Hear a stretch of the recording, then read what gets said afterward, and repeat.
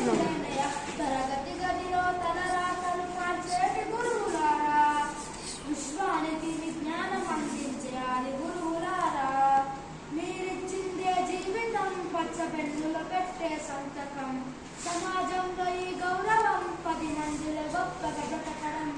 ఎట్ల తీరునో మీ రుణం ప్రేమిస్తే చల్లునో మీ త్యాగం, ఆటల్లో చరిత సరితూగున టీచర్ల గొప్పతనం